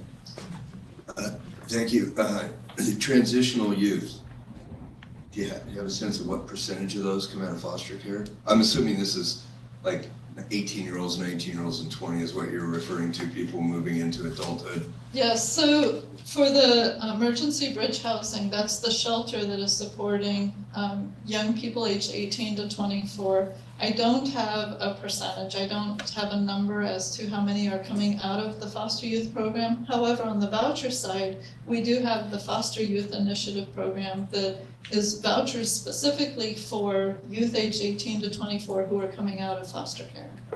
Okay, thank you. And then you were talking about the HUD funding and it's impacting the current year nationwide. I'm looking at this a little bit high level. I see the city and the county doing some very aggressive things to try and build more affordable housing. Presumably some of that is available for HUD, future HUD type of funding. How do we look at those future capital, the growth of those versus some of these subsidy programs starting to shrink? Is there kind of a, and that may be an entirely different presentation sometime, but is there, kind of a quick high level view of how do we pay for those things? So on a high level, what the city is building may or may not, often does not include HUD funding or the vouchers, but we have another part of SHRA that Christine, you haven't met, but Christine and her shop are doing finance housing. And so they are working to develop, create, build affordable housing. And we do have many of our project-based vouchers are applied to those units. That's a good preview for Christine. Next meeting, we'll be talking about the financing of affordable housing. Thank you. Yeah. Do we have any public comments on this item? We do not. Okay, there is no motion needed for this item, so we will move to item 6. Could you please read the title of item 6? Budget update for housing authority.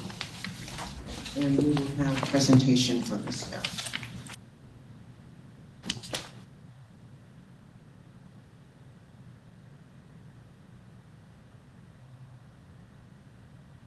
Good evening, Vice Chair Nunley and members of the Commission. My name is Cheyenne Caraway, Assistant Director of Property Management, and tonight I'll be providing a presentation on the public housing budget and goals for 2025. Before I jump into my slides, I'm going to give a brief overview of our housing inventory. The Housing Authority owns and/or manages a total of 3,371 units of affordable housing for over 7,600 extremely low, very low, and low-income persons, including children, seniors, and disabled individuals. The public housing program provides 1,797 apartments, duplexes, and single-family homes to qualified low-income families. There are 1,257 units in the city of Sacramento and 540 units in the county of Sacramento. This housing is owned, managed, and maintained by the Housing Authority, making it one of the largest landlords in Sacramento County. The Housing Authority also owns and manages 271 affordable units comprised of tax credits and other local state funding. The nonprofit arm, Sacramento Housing Authority Repositioning Program, SHRA, owns project-based voucher high-rises consisting of 231 elderly-only units, 338 scattered site project-based units, and 499 rental assistance demonstration and/or project-based units. The Housing Authority continues to provide property management for all of these properties.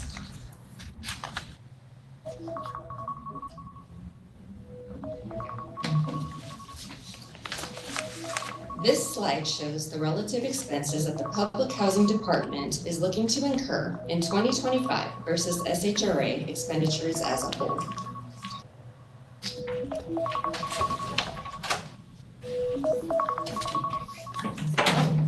Public Housing Department. You have sound effects. Yes.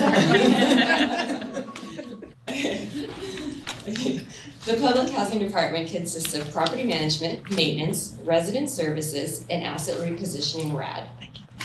Property management is the team that handles the day-to-day operations of the properties that the Housing Authority owns and manages. There are 2 portfolios. Those portfolios are broken up into 5 regions, each managed by a regional manager. Within each region, there are different asset management projects, which are staffed with our community property representatives and our customer service representatives. Maintenance is the team that helps address the site, building, and unit repairs that are necessary for ongoing operations. Resident Services is the team that consists of the Resident Opportunity for Self-Sufficiency, ROS, Family Self-Sufficiency, FSS, and the Resident Training Program. ROS and FSS are funded through HUD grants, and the resident training programs are funded through the use of capital funds and operating subsidies.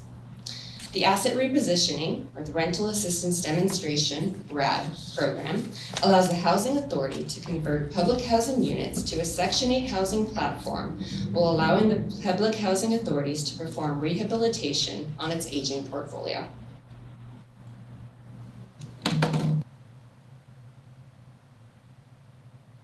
There are multiple funding streams for public housing. The majority originates with HUD in the form of operating subsidies and capital funds.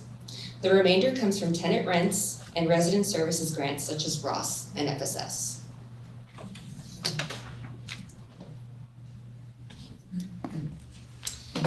The rent for a public housing unit comes from a combination of 30% of resident income and HUD operating subsidy.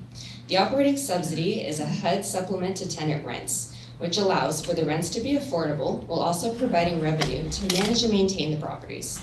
It is also important to note that the funding provided is often not the funding needed to operate these properties.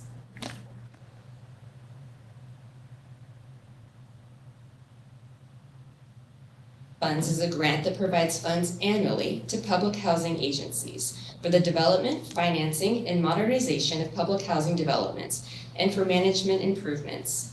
The amount of deferred needs always outweighs the amount of capital funds provided.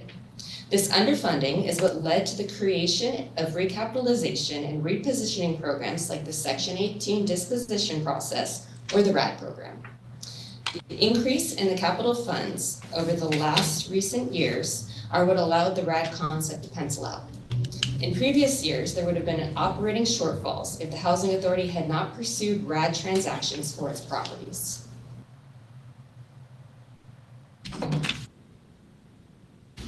These are the planned uses for the capital funds for 2025 as submitted in our Public Housing Authority annual plan. Again, these funds are used for site improvements and unit improvements ranging from items such as roof replacements, tree maintenance, plumbing, HVAC replacements, and can help fund the resident training programs. We're anticipating to receive right around $7.5 million in capital funds for 2025.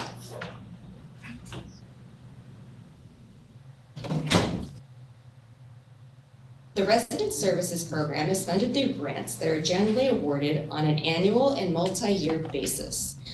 The grant funds help to support staffing for these programs and an opportunity for residents to work towards goals and receive available resources. These programs are designed to connect participant families with supportive services, empowerment activities, financial literacy, training opportunities, connection with local employers, and job placement organizations, with the ultimate goal of helping residents to become more self-sufficient. The picture on this slideshow is a Jobs and Resources Fair that was put on by our resident services, and this was held at Marina Vista, which is one of our largest public housing properties.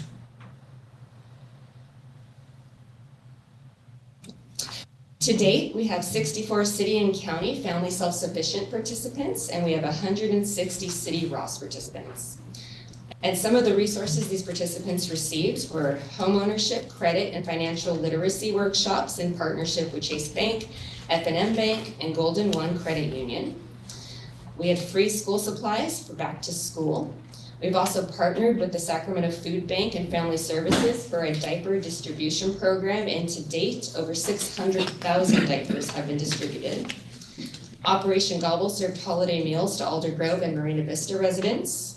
We had a toy drive giveaway at Marina Vista and Alder Grove, where 159 households and 522 children received holiday gifts. The Sacramento Police Department held a bicycle safety jamboree over at Alder Grove, and you'll notice there's a couple of pictures from that event on this slide.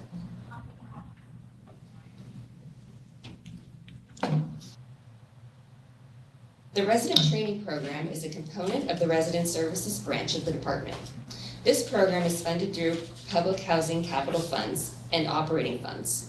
This program provides education and training in the areas of clerical, janitorial, and paint.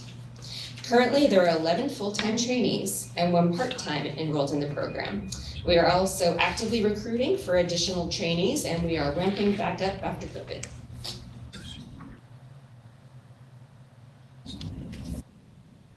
Six years ago, the agency renewed its asset repositioning plan for our public housing assets. A plan was implemented to address $130 million in capital needs, where we established a multi-year development plan.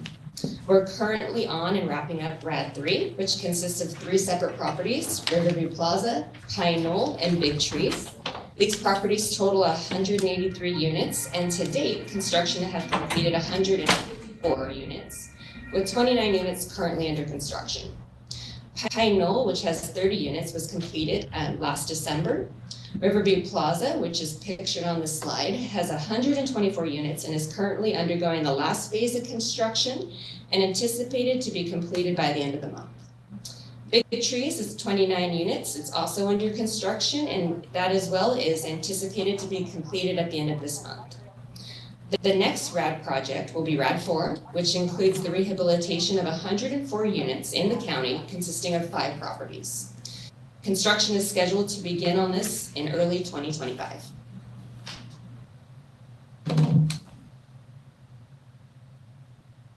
Here's one of those 3 properties that is currently undergoing construction. This is Riverview Plaza. This is comprised of 124 one-bedroom units. This is located just a few blocks away over at 600 I Street. As you can see from the photos on that left side of the slide, the original finishes are back from the 80s. Some of the items that we were able to address through the rehab include complete replacement of all the elevators, installation of controlled access to the building, exterior walkway replacement, renovation of all community rooms and the banquet room, refinishing of the pool. We're installing a dog park, new laundry rooms on every floor with brand new machines, interior lighting was replaced, including in the garage, and full building internet. Some of the items that were addressed inside of the unit include new stoves and refrigerators, new bathroom and kitchen finishes, including cabinets, countertops, luxury vinyl plank flooring, new exhausts in the bathroom, and new PTAC unit. comments.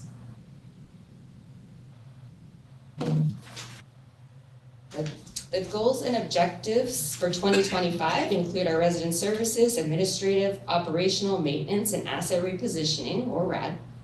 As we will continue to push our lease-up efforts in turning and filling our vacant units, striving to achieve 98% occupancy, as well as continuing to increase our rent collection.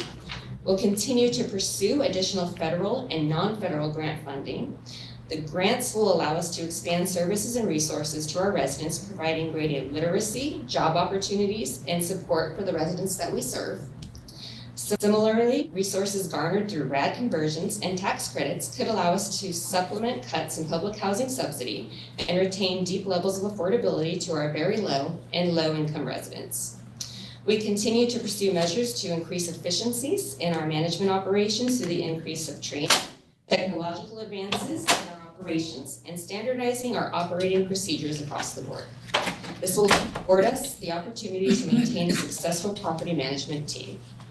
And before I end my presentation, I would like to thank and acknowledge some of our property management staff for their continued hard work day in and day out. The work they do is not easy, and they truly are phenomenal, and we could not accomplish all this great work without them. So I'd like to introduce, first of all, my counterpart, Sasek Hawkins, who oversees portfolio 2. We also have our portfolio managers, Diana Pop and Kristen Gore. And our regional managers, we have Robbie Folks, Janae Thomas, and Maria Velasquez. This time, that concludes my presentation, but I am more than happy to answer any questions you might have. All right, well, first off, thank you so much for that presentation. Sorry, can I say one more thing? Oh, sure. I am so sorry. I forgot to introduce our director of the RAD program, Mark Hamilton. I'm so sorry, my website.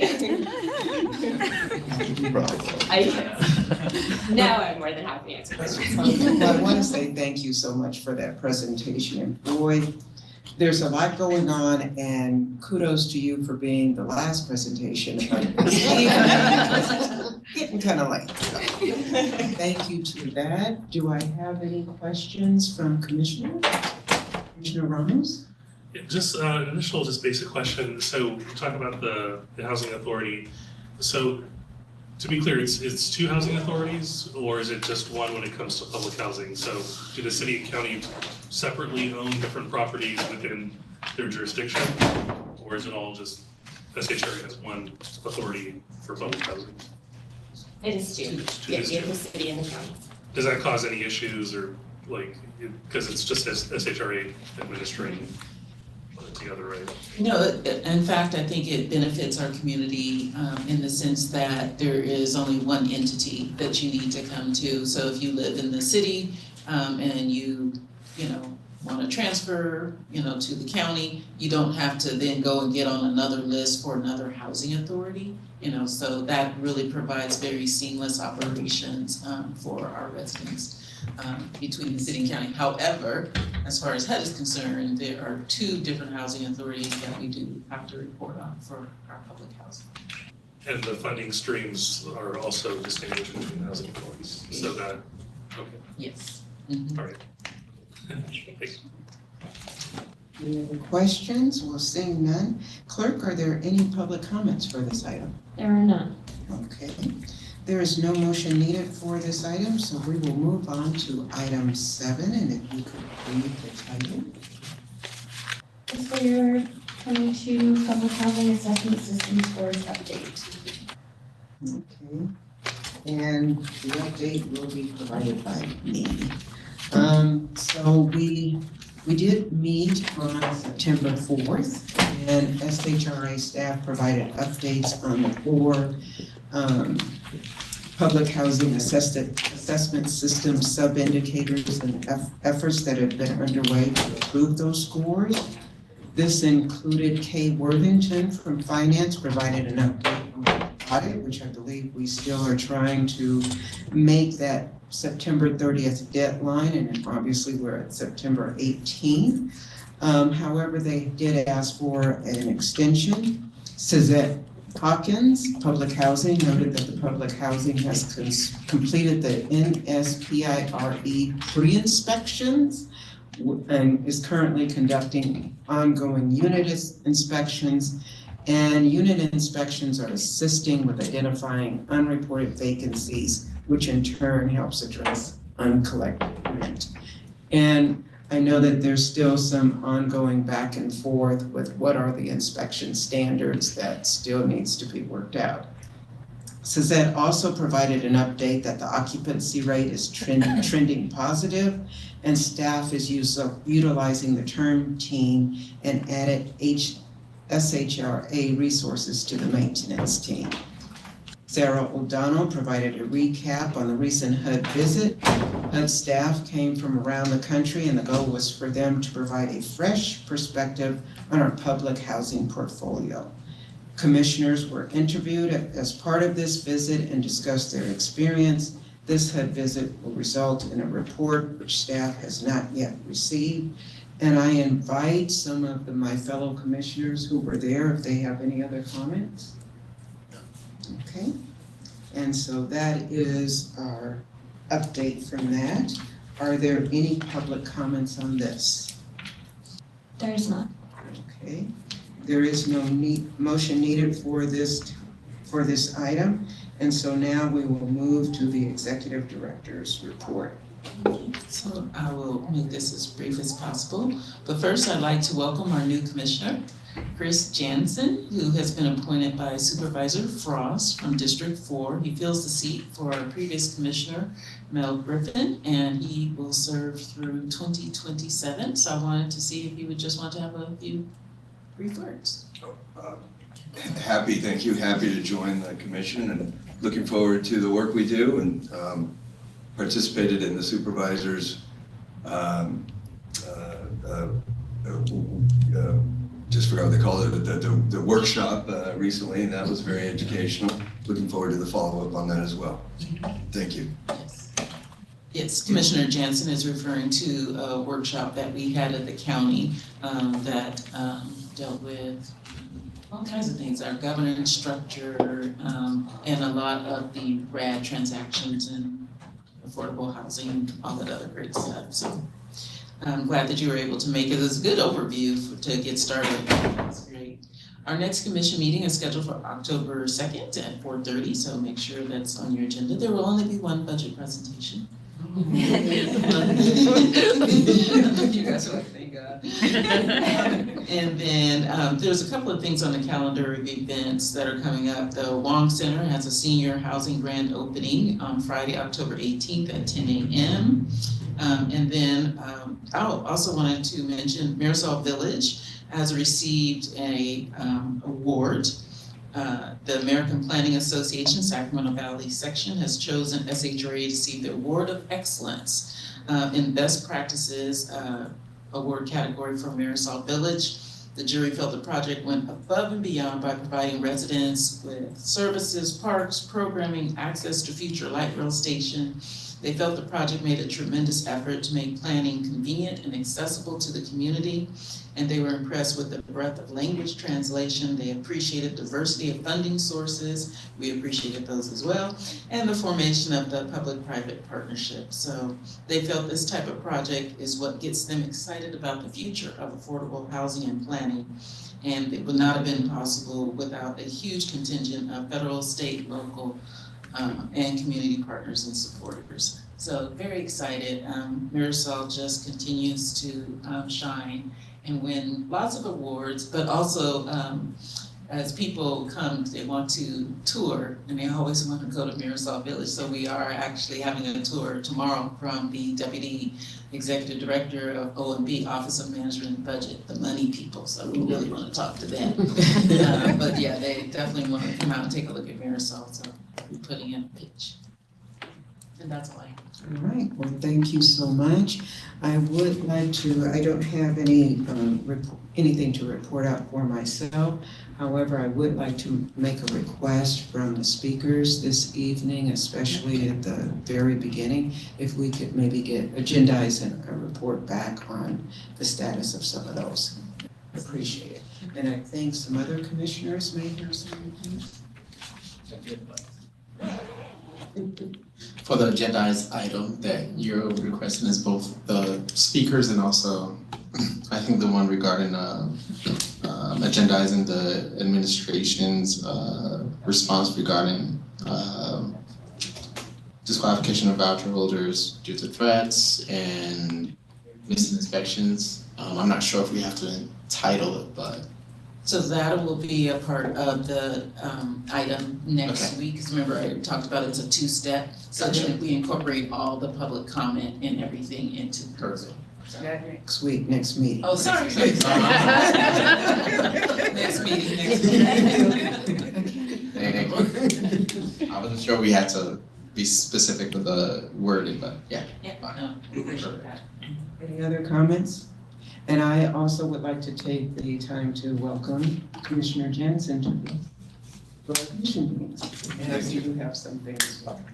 I just want to say I enjoyed the presentations by everybody. It's a pleasure meeting folks, and thank you. That was extremely helpful today as well. So you'll be a resident expert in your community. Ask about the housing authority. Red has a whole meeting. And there being no other business, I now adjourn the meeting. Thank